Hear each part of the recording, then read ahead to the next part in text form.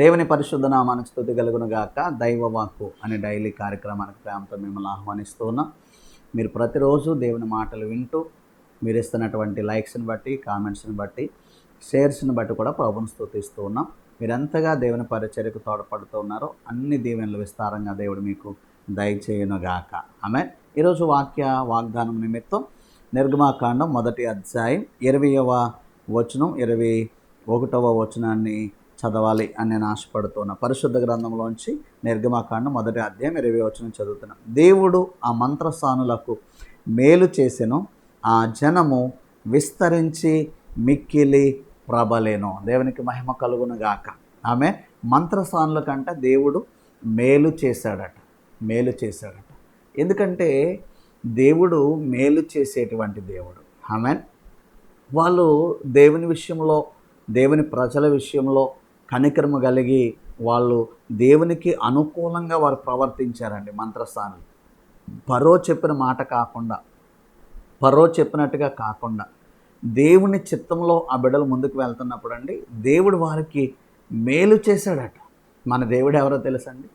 మేలు చేసేటువంటి దేవుడు. ఆమె మనకి పరిస్థితులను బట్టి మరి ఎదురయ్యే కీడు లేకపోతే శాపం మనం చూసి ఎంతో భయపడుతూ ఉంటాం. పరిస్థితులను బట్టి ఎంతో కంగారు పడుతూ ఉంటాం. ఏంటి ఫరో ఇలా చేశాడు, ఏంటి మంత్రసానులు, లేకపోతే ఏంటి అది, ఏంటి నా జీవితం, ఏంటి నా కుటుంబం, అలాగా అని చెప్పి మనం కంగారు పడుతూ ఉంటాం.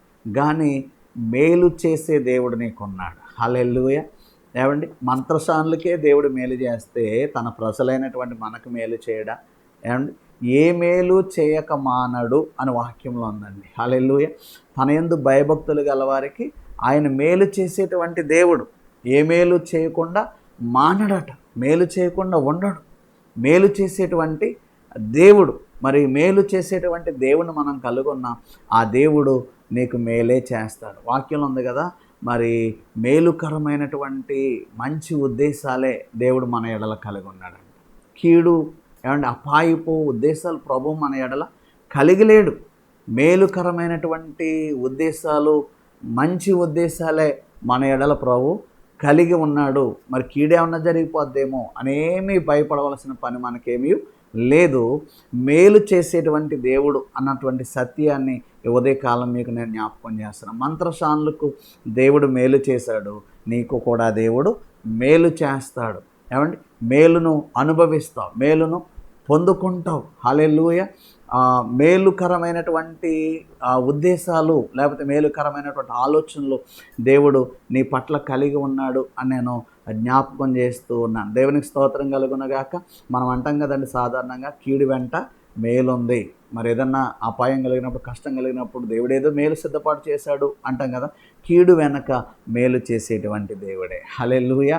నీ జీవితంలో మేలు మరి చేయడానికి ప్రభు సిద్ధంగా ఉన్నారు అని నేను జ్ఞాపకం చేస్తా ఉన్నాను. మంత్రసానులు దేవుని యొక్క చిత్తంలో ముందుకు వెళ్తున్నప్పుడు మరి ఆ జనులకు మేలు చేశాడు. అంటే ఏం జరిగింది?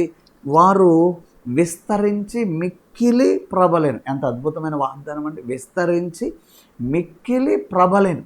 దేవుడు మేలు చేస్తే నువ్వు విస్తరిస్తావు, దేవుడు మేలు చేస్తే మిక్కిలి ప్రబలుతావు. ఏమంటే మన శక్తి, మన బలం, మన జ్ఞానం కాదు, కానీ దేవుని మేలు వల్ల నువ్వు విస్తరించి ప్రబలుతావు.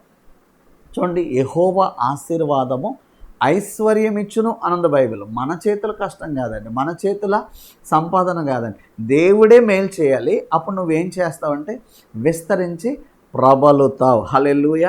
దేవుడు నీవు విస్తరించాలని నీకు మేలు చేయబోతున్నాడు. దేవుడు నీవు ఫలించాలని దేవుడు నీకు మేలు చేయబోతున్నాడు. వాక్యం ఉంది కదా, యోబు చేతి పనిని దేవుడు దీవించుట చేత యోబు ఆ దేశంలో గొప్పవాడాయను అని ఉంది. దేవుడిని చేతి పనిని దీవిస్తే, దేవుడిని ఆయుస్సుని దీవిస్తే, దేవుడు నీకు బలం ఇస్తే నువ్వు గొప్పవాడవు అవుతావు. మంత్రసానులు దేవుడు మేలు చేస్తే వాళ్ళు విస్తరించి ప్రబలారట.